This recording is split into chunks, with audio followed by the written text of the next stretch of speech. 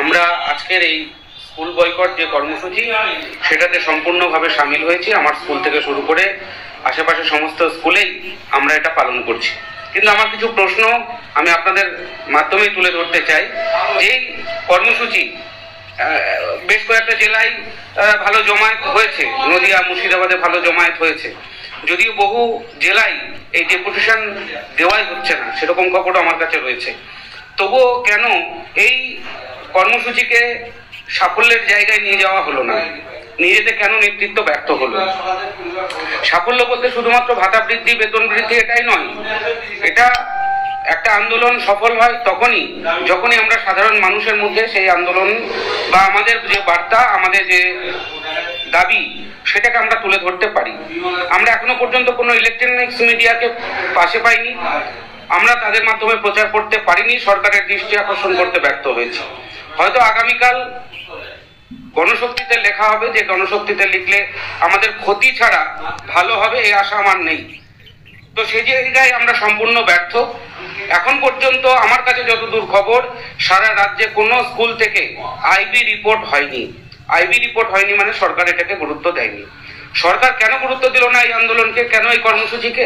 আমাদের একটা করে সিএল নষ্ট হলো, সেটা হতে পারে আমরা আমাদের দাবি দাওয়াকে কেন্দ্র করে আমরা আমাদের লক্ষ্যে পৌঁছানোর জন্য আমরা অনেক সিএল নষ্ট করেছি, অনেক সময় ভাতা কাটিয়েছি, বেতন কাটিয়েছি, কিন্তু সেটাতে আমরা হাইলাইট করাতে পেরেছিলাম, সাধারণ মানুষের মধ্যে আমরা পৌঁছাতে সক্ষম হয়েছিলাম।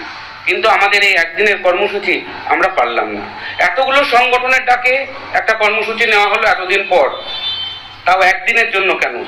যেখানে সাধারণ পার্শ্ব শিক্ষকরা মিনিমাম 3 দিন চাইছিল, সেখানে দাঁড়িয়ে এতগুলো সংগঠনের আহ্বান, সেখানে একদিন কেন?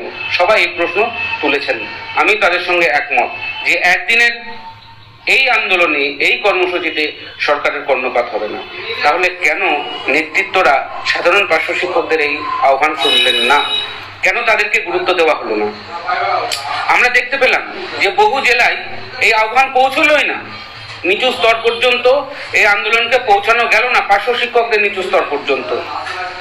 বহু প্যারা টিচার এখনো পর্যন্ত এই কর্মসূচি সম্পর্কে তারা অবগতই নয়, তারা জানেই না, তারা সিদ্ধান্ত নিতে পারলো না।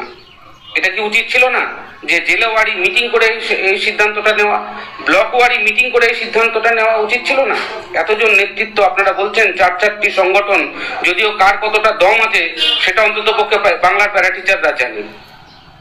একটা 20 জনের কমিটি করতে বললে রাজ্যব্যাপী বহু সংগঠনই পারবে না, তবুও তারা সংগঠন হিসাবে বিরাট বিরাট ডায়লগ মারে ফেসবুকে, আমরা শুনি। আপনারা বহুবার আমার বিরুদ্ধে এবং পার্শ্ব শিক্ষক ঐক্যমঞ্চের বিরুদ্ধে বহু প্রশ্ন তুলেছেন যে কেন আমরা কেসে যাইনি। আজকে বুঝতে পারছেন কেন আমরা কেসে যাইনি? কেসেতে গেছে কয়েকটা সংগঠন, কি পরিণতি হয়েছে তার? আজকে তারা রেজাল্ট বলতে পারবে? জনসম্মুখে আসতে পারবে তারা? ঠিক এই কারণেই আমরা সমস্ত কাগজপত্র তৈরি করে, সমস্ত কাগজপত্র সংগ্রহ করেও আপনাদের প্রবল আপত্তি থাকা সত্ত্বেও আমরা কিন্তু কেসে যাইনি। কারণ আমরা দেখেছিলাম যে কেসে গেলে পরে আমাদের সুবিধার থেকে অসুবিধা বেশি, বরং তার থেকে আমরা যদি লড়াই আন্দোলনে মাঠে ময়দানে থাকি তাহলে আমরা অনেক বেশি ফায়দা তুলতে পারি। কিন্তু সেই জায়গাতেও আমরা ব্যর্থ হয়েছি, কারণ আমরা আমাদের নিজেদেরকে ঐক্যবদ্ধ রাখতে পারিনি। আমাদের মধ্যে কিছু জন আমরা দেখেছি যে তারাই আমাদের বিরোধিতা করে আবার নতুন নতুন শাখা গজিয়ে বসে রয়েছে। কি হবে, কি লাভ? আমরা সুপ্রিম কোর্ট থেকে ফিরে এসেছি, তারপরেও কিছু হয়েছে? আবারও নতুন কাহিনী আসবে, মার্কেটে শুনতে পাবেন, আবারও নতুন নতুন চাহিদা তৈরি হবে। আখেরে পার্শ্ব শিক্ষকদের কিছু হবে না যতক্ষণ পর্যন্ত না আমরা মিডিয়া হাইলাইট করতে পারবো, যতক্ষণ পর্যন্ত আমাদের আন্দোলনকে আবারও গ্রাসরুট লেভেল পর্যন্ত না নিয়ে যেতে পারবো, যতক্ষণ পর্যন্ত আমরা বিধানসভা থেকে লোকসভা পর্যন্ত না নিয়ে যেতে পারবো, যতক্ষণ পর্যন্ত রাজনৈতিক নেতাদেরকে আমরা চাপে না ফেলতে পারবো, যতক্ষণ পর্যন্ত এই সরকারের মুখ্যমন্ত্রী থেকে শিক্ষামন্ত্রী তাদেরকে আমরা যতক্ষণ চাপে না ফেলতে পারবো, ততক্ষণ কিছু হবে না। আর একদিনের কর্মসূচিতে এটা সম্ভব নয়। আমরা ফাইল লগ ইনের গল্প শুনেছিলাম, সেই ফাইলকে আজও লগ ইন হলো না লগ আউট হলো, তার কিন্তু তথ্য এখনো পর্যন্ত আমরা পাইনি। আমরা সেদিনও দাঁড়িয়ে সকলের সামনে বলেছিলাম ফাইল বলে কিছু নেই। আসলে এই ফাইলটাই আমাদের জীবনের কাল হয়ে দাঁড়িয়েছে, আমাদের লাইফটাকে বরবাদ করে ছেড়ে দিয়েছে। আর প্রত্যেকটা সংগঠনে ফাইলের গল্প শুনে যায়। যেদিন মাননীয় শিক্ষামন্ত্রী তিনি নিজে বুকে বলেছিলেন পার্শ্ব শিক্ষকদের হ্যান করেঙ্গা ত্যান করেঙ্গা, সেদিন আমি দাঁড়িয়ে বলেছিলাম মিথ্যে কথা বলছে।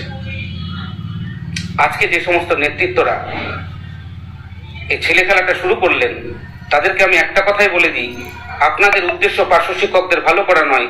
আপনাদের উদ্দেশ্যটা কি সেটা বাংলার পার্শ্ব শিক্ষকরা ইতিমধ্যে জেনে গেছে। একটা জিনিস মনে রাখবেন, চটি চেটে নয়, চটি খুইয়েই আজকে এই মর্যাদাটা পেয়েছে। আপনারা আমাকে বিভিন্ন সময় বিভিন্ন জনের সঙ্গে তকমা দিয়ে দেন, কখনো বলেন যে সিটু, কখনো বলেন বিজেপি, আবার এখন আবার একটা নতুন কাহিনী শুনছি। আসলে আমি যে কি সেটা আমি জানি আর মমতা বন্দ্যোপাধ্যায় জানেন। তাই বেশি কথা না বলে নীরবে কাজ করুন, পার্শ্ব শিক্ষক স্বার্থে কাজ করুন, সম্পূর্ণভাবে সাপোর্ট পাবেন, সম্পূর্ণভাবে আছি। আর খুব শীঘ্রই পার্শ্ব শিক্ষক ঐক্যমঞ্চ নতুনভাবে আবারও তাদের কর্মসূচি ঘোষণা করবে। আমি আশা করব সকল পার্শ্ব শিক্ষকদের সেই কর্মসূচিতে আমরা পাবো।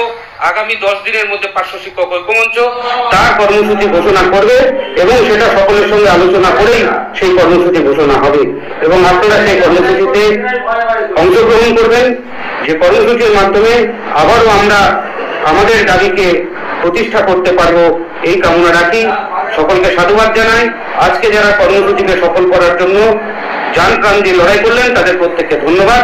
যারা আজকের কর্মসূচিকে পালন করলেন না তাদেরকেও আমি কৃতজ্ঞতা জানাচ্ছি এবং আশা করব বাকিদেরকেও আগামী দিনে পার্শ্ব শিক্ষক স্বার্থে সকল ঐক্যবদ্ধভাবে, জোটবদ্ধভাবে, একত্রিতভাবে আমরা লড়াই আন্দোলন চালিয়ে যেতে পারবো এবং পার্শ্ব শিক্ষকদের মুক্তি লাভ সম্ভব হবে। এই বলেই আমি আমার আজকের ফেসবুক লাইভ শেষ করছি। সকলে ভালো থাকবেন, সুস্থ থাকবেন। ধন্যবাদ।